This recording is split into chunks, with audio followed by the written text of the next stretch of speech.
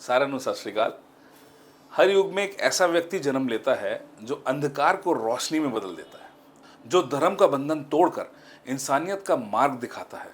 और उन्हीं में से एक थे गुरु नानक देव जी। आज उनके जन्म दिवस गुरु नानक जयंती के पवित्र अवसर पर आइए समझते हैं उनके जीवन की कहानी। एक ऐसी कहानी जो सिर्फ इतिहास नहीं, एक जीवित प्रेरणा है।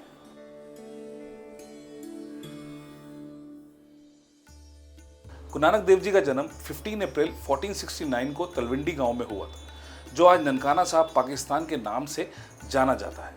पिता मेहता कालू, माँ माता तृप्ता। बचपन से ही गुरु नानक देव जी का मन अलग था। ना उन्हें खेलों में कोई इंटरेस्ट था, न दौलत में। उन्हें सुख मिलता था बस दूसरों की सेवा करने। एक बार माँ ने खाने के लिए रोटी बनाई और नानक जी ने देखा कि एक भिखारी भूखा बैठा है। उन्होंने अपनी रोटी उसे दे दी। माँ ने पूछा तो उन्होंने कहा, बेटा आपने रोटी क्यों दे दी? तो नानक जी ने मुस्कुराते हुए कहा, जहाँ भूखे का पेट भरता है वहीं रब बसता है। वो बचपन से ही सब में परमात्मा देखते थे।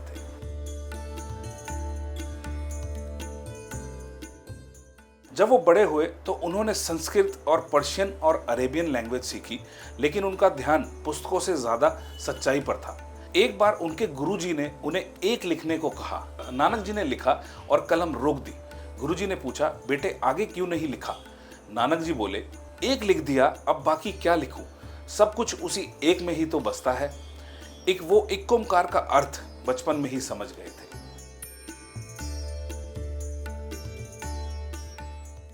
कुछ सालों बाद उनके पिताजी ने उन्हें कहा, नानक अब तुम्हें व्यापार सीखना चाहिए। इसलिए उन्हें सुल्तानपुर लोधी भेज दिया गया, जहां वो नवाब दौलत खान लोधी के मोदी खाने यानी स्टोर में काम करने लगे। एक दिन मालिक ने पूछा, ये सब राशन कहाँ गया? नानक बोले, जो तेरा है उसे तेरे लोगों को दे दिया, मैं क्या रखूं? उस पल सब समझ गए, ये व्यापारी नहीं, एक आत्मा है जो सेवा के रूप में ईश्वर देख रहा है। पर उनके अंदर अब भी एक प्रश्न था, इंसान और ईश्वर के बीच का असल रिश्ता क्या है? और इस सवाल का जवाब उन्हें मिला बै नदी के किनारे।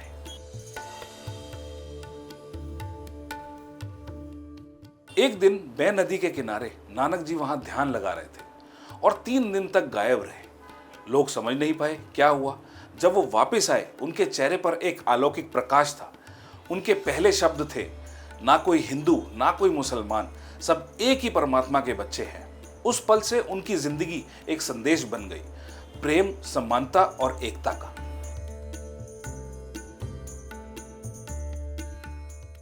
उसके बाद गुरु नानक देव जी ने शुरू की अपनी उदासियां। भारत से लेकर तिब्बत, मक्का, बगदाद तक उन्होंने प्रचार किया। एक बार मक्का में जब उनके पैर काबा की तरफ थे, एक फकीर ने उन्हें गुस्से से कहा, अपने पैर अल्लाह के घर की तरफ मत रखो। नानक जी शांत रहे और बोले, मेरे पैर उस तरफ घुमा दो जहां अल्लाह नहीं है। उस पल दुनिया समझ गई, ईश्वर एक ही है और वो सब में है, और उसका नाम पड़ा एक ओंकार। अपनी यात्रा के बाद गुरु नानक देव जी ने करतारपुर साहिब बसाया, जहां वो सेवा, कीर्तन और लंगर के साथ अपनी अंतिम जिंदगी जीने लगे। उन्होंने कहा, जो मेहनत करे और अपनी रोटी दूसरों के साथ बांटे, वही एक सच्चा सिख है। 23 सितंबर 1539 जब लोग उनका अंतिम संस्कार करने लगे तो चादर हटाकर देखा, वहां सिर्फ फूल बचे थे। आधे फूल हिंदू ने जलाए और आधे फूल मुस्लिम ने दफनाए, क्योंकि नानक सबके थे, हर धर्म के थे और हर दिल के थे।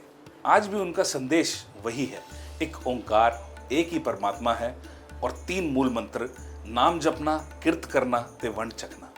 गुरु नानक जी चले गए पर उनकी रोशनी कभी नहीं बुझी। वाहेगुरु जी का खालसा, वाहेगुरु जी की फतेह। अगर आपको हमारी वीडियो ये पसंद आई हो तो शोरगुल को लाइक करें, सब्सक्राइब करें और शेयर करें।